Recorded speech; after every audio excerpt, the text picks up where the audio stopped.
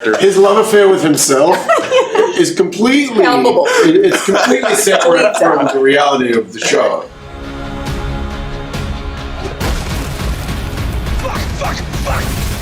I'm very happy to be here. This is a true honor, so thank you for sharing your time with me. Oh, thank you.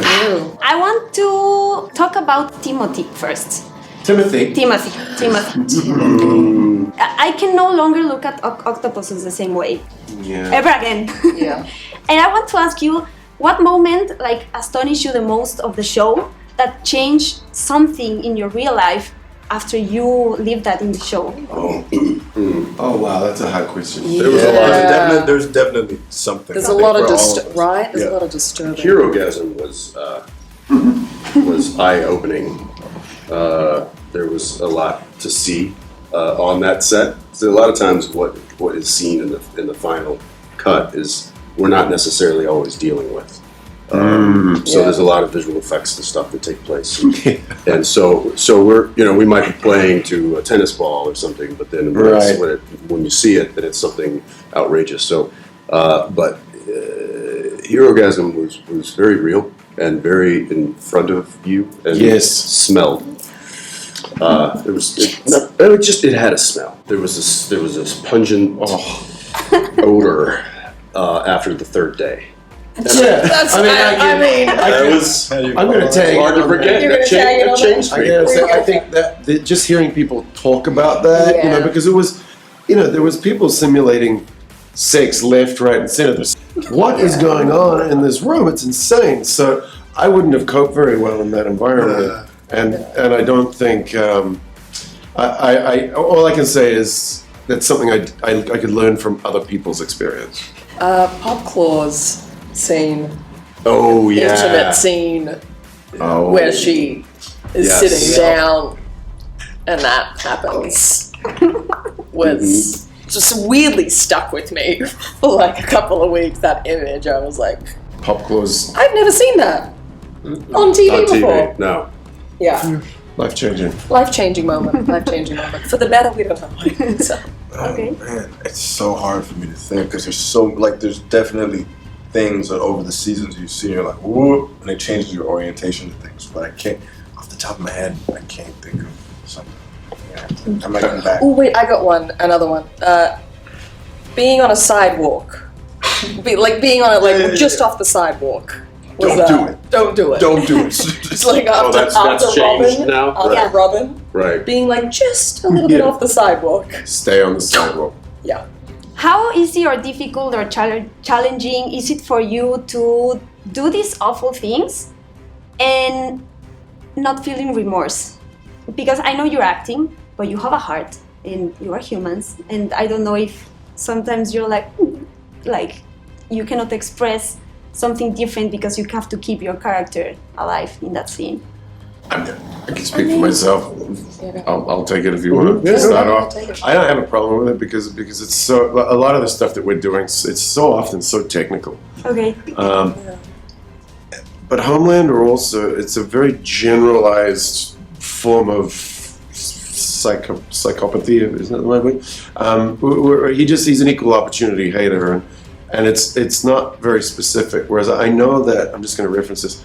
I know Aya Cash, when she was playing Stormfront, she had to say some awful racial things to people, and I could understand. She felt really sick having to say it and was constantly apologizing. And I heard that I haven't had to do anything quite like that. Yeah. And I think that would be, I would struggle with that. Luckily, I knock on wood, I haven't had to do anything quite like that yet. Soldier Boy had to say some questionable things this season. That it's hard. I mean, I'm thinking of one in particular, but when it comes out of your mouth, it's hard not to react to just wow, I can't believe that just left my lips. You're just internally wince. Yeah, just thankfully, you've got characters like Huey on the other side of that who immediately call you out on it. So I feel like from the story point, it's a little less shocking. But we definitely do some things I think in this particular show that. I don't think Newman's done anything wrong, guys. Yeah, you have. Yeah. I think she's fine. I think she's fine. Yeah, Okay, but okay. that's fine for you to think. But I think Black Noir is an angel. Here we go. It's not like I have to do anything where I He's have Mother to check Teresa. in. He's an angel covered in knives. Yeah, I don't have to Those are check his in. photos. I don't have to say, do you love He's me a after? homicidal Like I have a angel. clean he just does his job. He does it very well. Uh-huh. And yeah. Anthony, I want to ask you about this scene when you are talking to yourself in the mirror and we see this duality, Yeah. because it reminded me of Gollum and Smeagol in Lord of the Rings. That's like a very iconic scene. That was actually a really fun scene to do, because it started off. It was a completely different scene in which he did talk to himself in the mirror, but like you say, it's been done before. Willem Dafoe did it with the Green Goblin. Gollum did it. I mean, there's a lot of these characters talking to themselves scenes, and so I was like, well, okay, how can we make it different? The only thing I could think of, and I pitched this to Eric, is let's make the character let's make it the guy that Homelander as a kid created, because he didn't have a mum and dad, that would be his mum and dad figure all mashed up into one. And Eric was like, yeah, and so he wrote this thing, and we tweaked it, and we got it into the shape that it was in there. As I was rehearsing it, I sent him this email. I was like, hey, Eric, as I'm doing this, there's this whole nother character out with a different voice and slightly different physicality, and I got an email back from him going, I'm very nervous about this.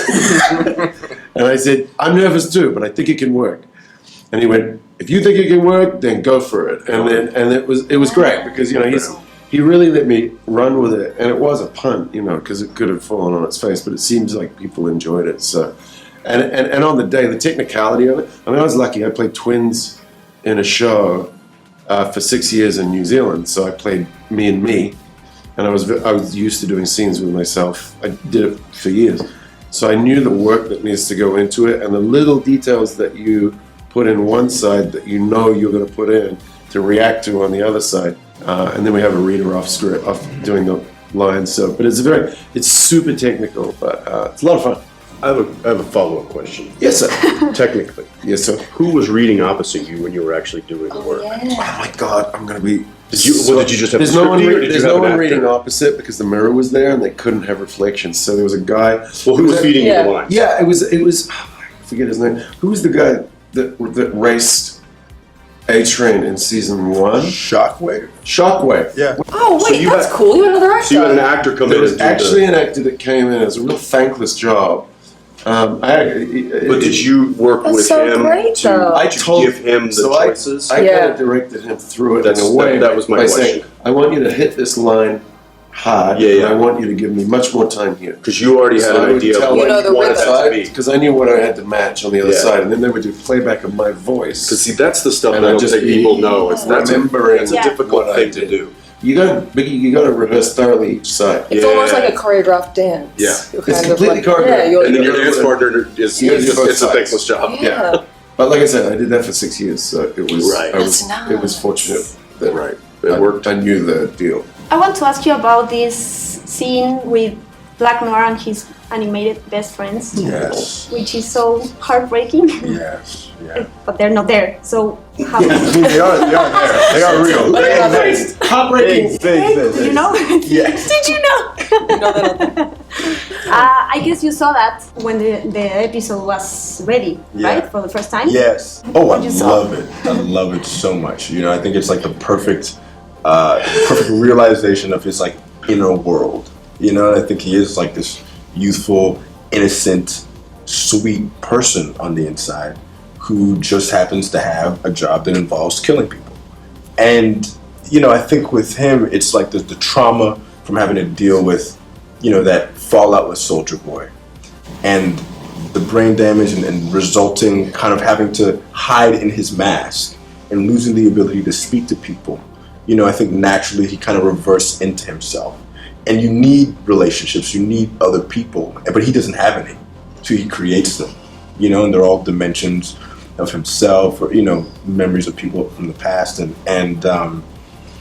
I think it's perfect. Like he has his own little family in his inner world. Jensen, I love to think that Supernatural prepare you for this show because of all the emotions that you you've gone through that show. I love how your character, because we know the power that has Homelander. And sometimes we think that nothing is gonna be at the same level. And then you come, and then now we have a new threat that can be very stronger. And now we have this revelation of episode 7 that's like, wow. I mean, the groundwork was pretty much laid out. I had 2 full seasons of the show to kind of to study and look at and get a vibe and a feel for the world that I was stepping into. From a character perspective, Eric gave me, some crisp, clean notes of, this is what I'm looking for. This is what I want you to stay away from. Oddly enough, the note that kept getting repeated to me over and over and over, not just from him, but from other people who know me, I guess Phil would be the only other one, was don't be Dean, which is my character in Supernatural. They're like, don't let your Dean show. You're showing your Dean. You shouldn't show. Get your Dean away. And I mean, to be, when you do a character for 15 years, like that's of probably course. easy to use that as a crutch or slip into that. course. Yeah. If I tried to certainly keep that in mind when trying to figure out how to play this guy and how to bring him to life. It was just don't be Dean. I didn't see any Dean. And I saw no Dean. You showed no Dean to me. No well, Dean. I will say that one of the best compliments I got was after I, maybe it was episode 6 or after we filmed it, I did get a note from Kripke going, the best thing I could tell you is that now that we're in editing, or maybe this was after the show, and then they were in post, he's like, in editing we have stopped referring to you as Jensen. It's not Dean. We only refer to you as Soldier Boy. He's like, you did it. So I was just like, That's great. That's the greatest compliment. yeah. So it was a wonderful whirlwind of a ride, and I'm excited that it's all coming out now. Last question for you really quickly. If you could choose one of the characters of the show to be your friend, who would it be? To be your friend. To be your friend. Certainly not Black Noir. No, Whoa, Huey. whoa, come on. Oh, he'd be a fun time. Best friend. He'd be a great Huey's friend. the best friend. He'd be a Huey. good friend. I mean, that's unanimous. Huey? Huey. All in favor, say aye. Aye. Black Noir. He would say himself. Of course. He says himself. Yeah, I think I'd be the best friend. There's this whole thing going on with Nathan. His version of his love affair with himself is completely Palpable. It's completely separate from the reality of the show. Wow. It's just he's on his own trip. I think I stand by my statement. Actually, don't wanna be on my that friend? note, I would add that in do you watch there was a show that Amazon put out called Diabolical? Yeah, so that the story, the Black Noir Homelander story is actually canon. That's a real backstory for them, and probably worth watching for everyone as the season goes on. I don't think a lot of people knew that. So I'm plugging it. He is. He's like, check it out. I'm plugging that show. And yeah, they're the best. The best Amazon, of do you friends. love me? The best of friends. Black Noir and Homelander. The very best. Thank you so much for your time. Thank you. Thank you. Thank you. Cheers.